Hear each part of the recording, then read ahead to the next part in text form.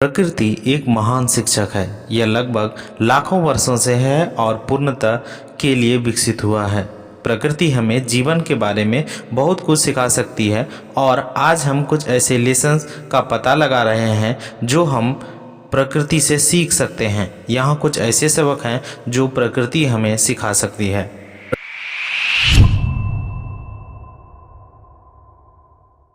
पहला पाठ, धैर्य। प्रकृति हमें सिखाती है कि अच्छे चीज़ों में समय लगता है। एक फूल रात भर नहीं खिलता, इसके समय, देखभाल और धैर्य लगता है। जैसे तितली कैटरपिलर से सुंदर तितली में बदल जाती है, वैसे ही हम भी खुद को बदल सकते हैं। हम नए कौशल सीखकर अपनी आदतों में सुधार करके और अपने लक्ष्यों की दिशाओं में काम करके अपने जीवन को बेहतर बना सकते हैं। हमें उन तितली की तरह धैर्यवान और लगातार बने रहने की ज़रूरत है जो अपने कोकून से बाहर निकलने में समय लेती है।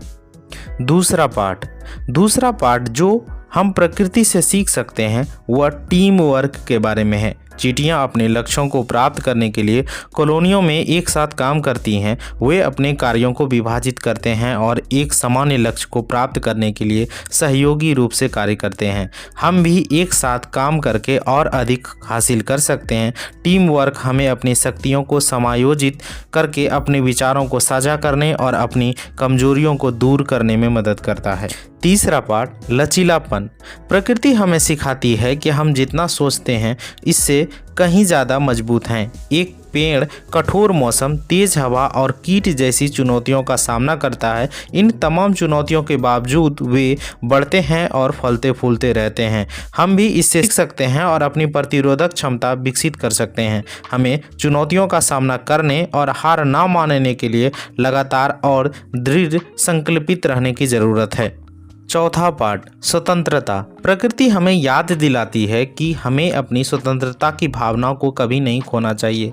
एक पक्षी का आसमान में उड़ना इस बात की याद दिलाता है कि हमें हमेशा नई ऊंचाइयों तक पहुंचने के लिए प्रयासरत रहना चाहिए। पांचवा पाठ, अनुकूलनशीलता। प्रकृति हमें सिखाती है कि परिवर्तन अपरिहार्य है और हमें जीवित रहने के लिए अनुकूल होना चाहिए।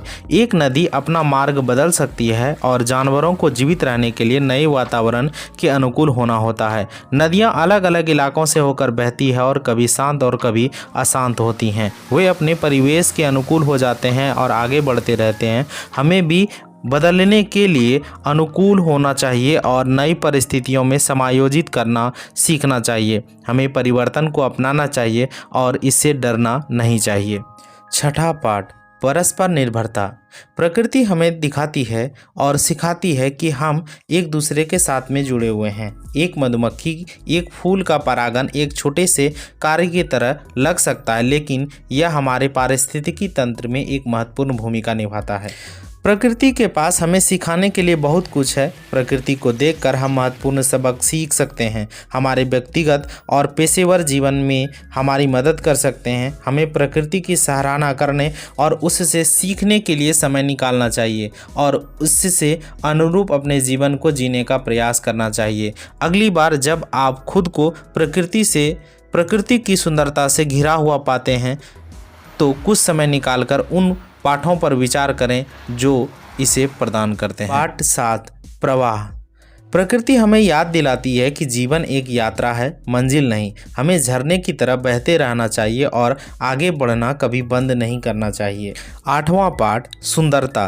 प्रकृति हमें सिखाती है कि हमारे चारों ओर सुंदरता है। अराजकता और विनाश के बीच भी हम कुछ न कुछ सुंदर पा सकते हैं। सूर्यास्त, फूल और मौसम सभी अस्थायी होते हैं, फिर भी वे अपने आप ही में अनूठे तरीके से सुंदर होते हैं। हमें भी नश्वरता की सुंदरता की सराहना करनी चाहिए और अपने जीवन के हर पल को संजोना चाहिए।